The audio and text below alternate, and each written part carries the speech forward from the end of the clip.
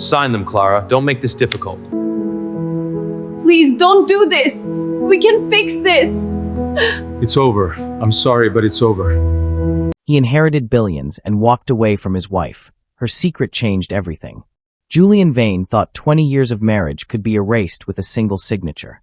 He stood in his glass-walled study, the city of Manhattan sprawling beneath him like a conquered kingdom. In his hand, he held a fountain pen that cost more than most people's cars. On the mahogany desk before him lay a thick, cream-colored envelope. The divorce papers. For 2 decades, Julian had lived a life of quiet frustration. He viewed his wife, Clara, as a relic of his striving years, the modest, unassuming woman who had stayed home while he climbed the corporate ladder. But Julian hadn't climbed that ladder alone. He had been propelled by his father's shadow. And now, with the passing of the elder Vane, Julian had finally come into his own. He was no longer just a VP. He was a billionaire. Sign them, Clara. Don't make this difficult. I've left you the suburban house and a generous monthly stipend. It's more than enough for the life you lead. Clara sat across from him. To any onlooker, she looked like a typical housewife of a certain age. Sensible clothes, soft hair, eyes that seemed to hold a permanent gentleness. She didn't cry. She didn't scream. She simply stared at the envelope. In the world of a billionaire romance, we often expect a fairy tale. We expect the glass slipper to fit. But for Clara, this emotional billionaire love story was turning into a cold-blooded betrayal. Julian wasn't looking for a partner anymore. He was looking for a brand. And Clara, in her simple cashmere sweater, didn't fit the brand of a titan. This billionaire love story you thought we had? It's over. I've inherited my father's empire, Clara. The Vane Group is now mine. I'm moving toward a future that, frankly, you just don't fit into. Clara finally looked up. Her eyes weren't filled with tears. They were filled with something Julian couldn't quite identify. It looked almost like pity. Are you sure this is what you want, Julian? To walk away today. I've never been surer of anything. My lawyers will handle the rest. He turned his back on her, staring out at the horizon. He didn't hear her pick up the pen. He didn't hear the soft scritch-scratch of her signature. He only heard the door click shut. He was free. Or so he thought. Narrator, before we see what happens when Julian tries to claim his throne, I have to ask, have you ever seen someone let a sudden windfall of money change their entire soul? What do you think about husbands who discard the women who stood by them during the lean years the moment they strike it rich? Let us know in the comments. We're reading every one of them. The first 24 hours were intoxicating. Julian checked into the presidential suite at the Carlyle. He called an old flame from college. He ordered a $5,000 bottle of scotch.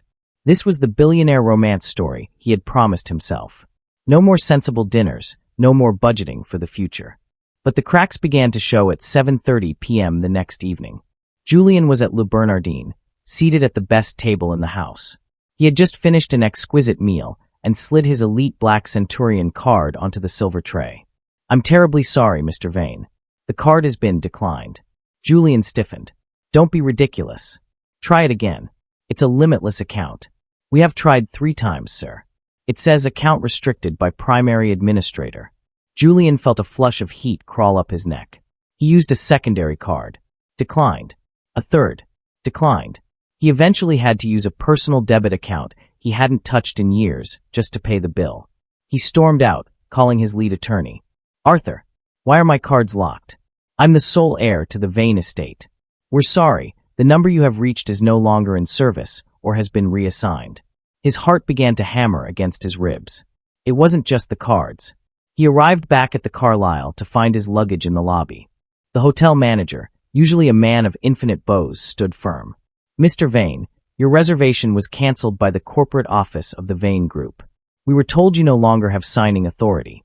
Julian was vibrating with rage. I own the Vane Group. My father left it to me. He hailed a cab, not a limo, a yellow cab, and headed straight to the black glass monolith that was the Vane Group headquarters. This was the heart of his billionaire love stories, the source of the power he had used to crush Clara. He marched toward the high-security elevators. 2 guards, men he had seen every day for years, stepped in his path. Move. I'm going to the penthouse office. I can't let you do that, sir. Do you know who I am? Look at the sign on the building. I own this building. I am the heir. Sir, the CEO has specifically revoked your clearance. You are no longer permitted on the premises. Julian froze. The CEO. His father was dead. The position was vacant. It belonged to him. Who? Who gave that order? Who is the CEO? The architect, sir. That is all I am authorized to say. Julian is losing control of the fortune he hasn't even spent yet. He's standing on the sidewalk, a billionaire who can't even get past his own lobby. Where are you watching from today? Tell us your city and what the weather is like while we wait to see who this architect really is. Julian didn't sleep. He spent the night in a dingy motel, his mind racing. The architect. He had heard the name whispered in his father's final days. A shadow figure who had taken a failing shipping empire and turned it into a global tech and real estate conglomerate. Julian had always assumed it was some old man in Zurich. By 9 a.m., Julian found the one thing they couldn't take: his father's old private service entrance key. He sneaked into the building, his heart in his throat. He needed answers. He needed his money. He bypassed the lobby, took the freight elevator to the 80th floor, and burst through the double oak doors of the boardroom. All right, enough games. Who is running my company? The room was freezing. The air smelled of expensive ozone and expensive perfume. At the far end of the 30-foot table, a high-backed Italian leather chair was turned toward the window. I know you're in there. I have the papers. I am the vain heir. You were the heir, Julian, until you decided that people were disposable. The chair slowly revolved. Julian's knees nearly buckled. It wasn't a Swiss banker. It wasn't a corporate shark. It was Clara. But it wasn't the Clara he had left 24 hours ago. Gone was the soft cashmere and the sensible hair. She wore a charcoal gray power suit tailored with razor-sharp precision. Her hair was pulled back into a severe, elegant knot. Her eyes, once gentle, were now like chips of blue ice. Clara, what is this? Why are you in this office? Sit down, Julian. You're trespassing, but I'll give you 5 minutes for the sake of the 20 years I spent pretending you were a man of character. This was the emotional billionaire love story twist Julian never saw coming. Your father didn't trust you, Julian. Even when you were 20, he saw the greed. He saw that you had the ambition of a king, but the spine of a jellyfish. He knew that if he left the company to you, you'd liquidate it for yachts and ego within a year. So 15 years ago, he made me an offer. What offer? You're a housewife. I have an MBA from Wharton, Julian. I graduated top of my class while you were busy failing out of law school. Your father hired me to be the architect.